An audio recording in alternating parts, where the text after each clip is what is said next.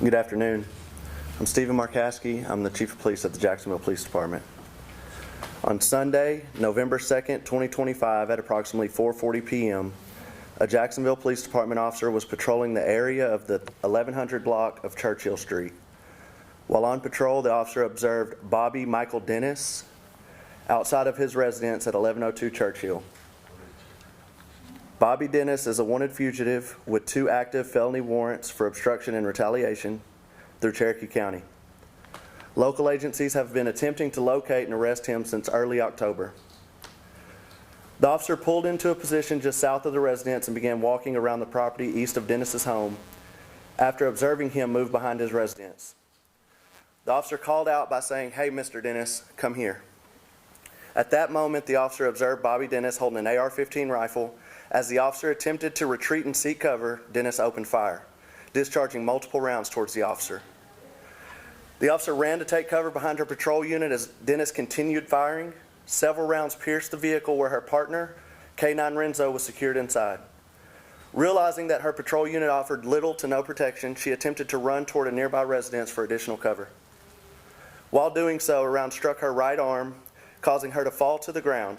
Despite being injured, the officer got back up and continued to run for cover as Dennis continued firing at her. The officer reached a wooded area nearby and fell again while attempted to call for help over the radio. Even then, Dennis continued to fire his rifle at her, and another round struck the officer in the leg as she laid on the ground. Despite being hit twice, she got back up and continued to run deeper into the wood line for safety.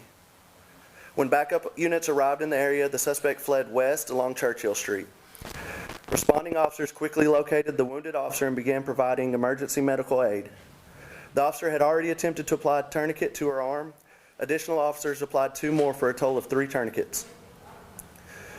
Jacksonville Fire Department arrived to continue care. The officer was then airlifted to Tyler Hospital where she underwent emergency surgery. She is stable and is recovering. Her K9 partner Renzo was also shot during the incident and was transported by a Jacksonville Police Department officer to an emergency veterinarian clinic in Tyler, Texas, where he is still being treated.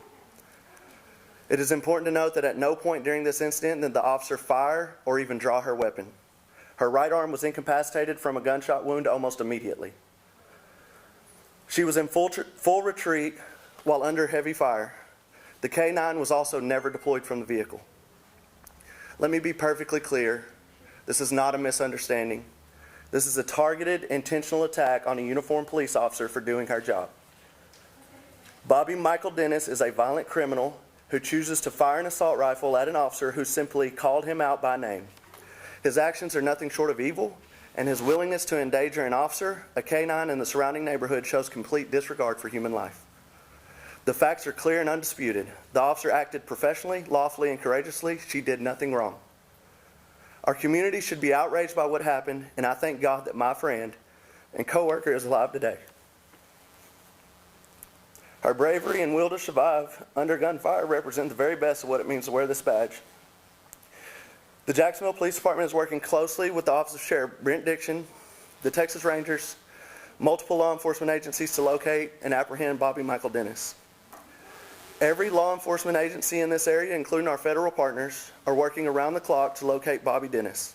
I am hopeful that with the cooperation or tips from our community, or by Bobby Dennis choosing to surrender this situation, we'll come to a safe resolution for our officers, our citizens, and even the suspect himself. And finally, I want to thank the responding officers, Jacksonville Fire EMS, and the medical staff who acted quickly to save her life. Thank you.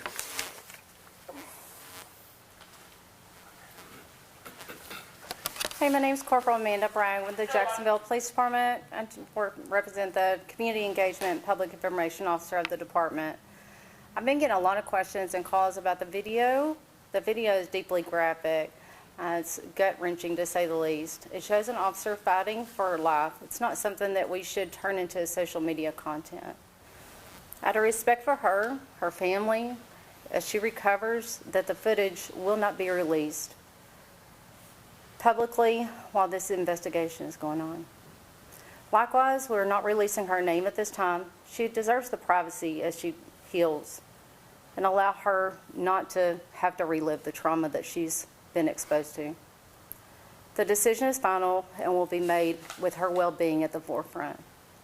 I want to thank you, each and every one of you, for coming out here today and taking the time to hear further information on this investigation. But we also appreciate the time and understanding as we step back, get back to work, and continue in our investigation.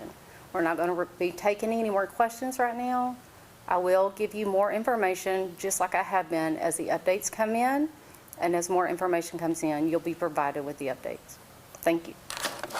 You're not going to take any questions. There's a statewide manhunt going on. Can you tell us what that's like? Do you have any idea where he might be?